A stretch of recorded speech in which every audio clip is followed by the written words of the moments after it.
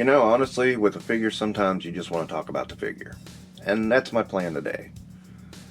Today, we have WWE Legends Target exclusive Psycho Sid. Now, why is this kind of important to me? Well, I live in a weird community where wrestling was big, and I have been to tons of wrestling shows. However, most of them, I've had to travel 2.5, 3 hours to go to the wrestling shows. I've been to tapings of Raw, Nitro. I even traveled a long way to Philadelphia twice to watch ECW live. So, yeah, there's a lot of wrestling. I grew up in a place that wrestling was pretty big. The whole weekend centered around wrestling. It was NWA and WWF. We also had CWA out of Memphis that became the USWA. Smoky Mountain Wrestling. It was just really, really big in this area. So, when the NWA was down, they actually came to the town near me. I mean, and you've got to be down to do that. Smoky Mountain did it all the time. But, the NWA was a big deal. And the biggest match in that area was Psycho Sid versus Lex Luger. And everybody to this day who went to that show talks about it. Because it was just cool to see these guys live. And I really wanted a Psycho Sid because I always kind of liked Sid, even though he wasn't the best of the wrestlers out there. But I still kind of dug him. And I really wanted a figure. And so, ta-da! Here he is, Psycho Sid. So without further ado, let's get him out of the box and take a look. So there's Sid out of the package. And I know there's a running change on this one. He has, or a chase maybe, I'm not sure. One he has brighter hair, one he has dark hair. I'm not sure which one I got, and honestly, I'm okay either way. Mine does have a smudge on the forearm, and I kind of don't like that, but oh well. What are you gonna do, right? And boy, Sid had some moments in wrestling. I can't remember him doing having a match that was ever really super duper great. I mean, he wasn't talentless, don't get me wrong, but I don't think he ever had a great match. He had some good matches, and he had some good moments. That time when he flubbed the line, and of course the horrific one where he actually broke his leg in a way that looked really bad. And he even said, before he did it, he was telling somebody in the back, he said, I don't want to do this. And they're like, no, just do it and you'll be fine. And he was not fine. Not in the slightest. It pretty much ended his career. I don't think he saw a wrestling ring after that. I could be wrong. I don't know. I know he passed away recently, very sadly. And that was another reason, you know. Seems like when a wrestler passes away, their figures get hard to find. So I wanted to make sure I got this one. And yeah, it's really good. He has the flat hands. He has alternate gripping and pointing hands. So I mean, decent pack out. He's got the vest is removable, and he's got the old school WWE title. Something I didn't realize was that every WrestleMania Sid was in, he was in the main event. He wasn't in that many WrestleManias, but he was in a couple. Of course, he fought Hulk Hogan in one. He fought, I believe it was Shawn Michaels in another. And then he fought The Undertaker in one.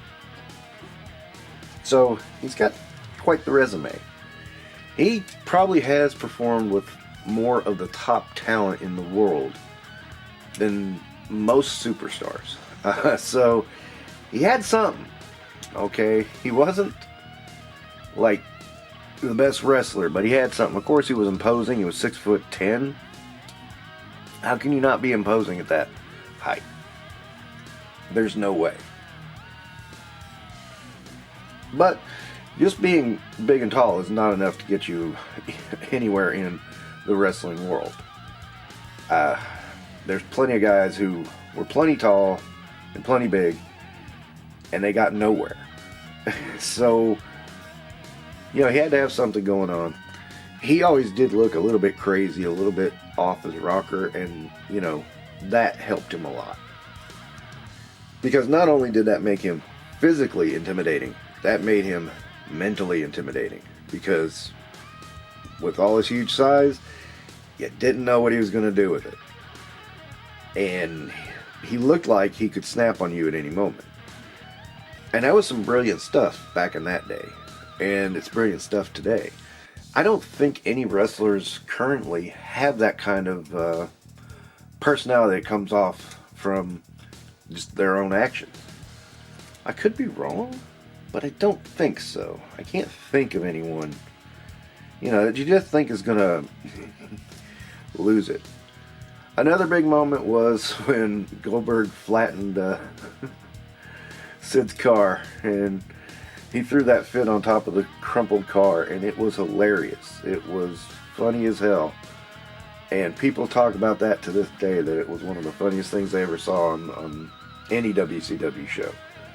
And that's pretty easy to say because, let's face it, WCW wasn't known for its comedy. You know, it was known for the NWO, and that was about it. I mean, not really.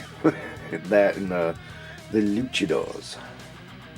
And, you know, while Sid's look was pretty basic, he had his vest and his wrestling trunks and a couple of knee pads. I mean, it was also very effective because he didn't need much to look the part. I do remember him being part of the Horsemen at one time, and he was basically the muscle of the Horsemen. You know, while Arn was the enforcer, he was the muscle. He could basically overpower anybody. And he worked on that level. Now, this is from the Target exclusive Legends series, which does have a tendency to go on sale. I thought about waiting and seeing if it went on sale, but then I just decided, nah, this is the only one I want from that wave, and I want it really badly, so I'm just going to grab it and be done with it. If the others on that wave go on sale, great. If not, I'm okay. You know, I have Rick Rude, I have, I'm even forgetting who's in the wave. Okay, so I have a Rick Rude, I have a Bret the Hitman Hart, and I really don't care for Justin Hawk Bradshaw. I heard the stupid part about that one is he's shown with a cowboy hat on the pictures, and the figure itself doesn't have a cowboy hat, so that's kind of funny. But overall, I'm pretty happy with this one. I think it was a good purchase. You know, that's hard to say in this day and age because wrestling figures, they're hit and miss. Either they're really good or they're really not. And once you get them, it's like, oh, what am I going to do here? Well, you know, I do think Mattel is doing a fantastic job with their WWE line. To me, it's kind of the Marvel Legends of Mattel. And it just is really awesome. They've been doing pinless a lot and doing really good with it.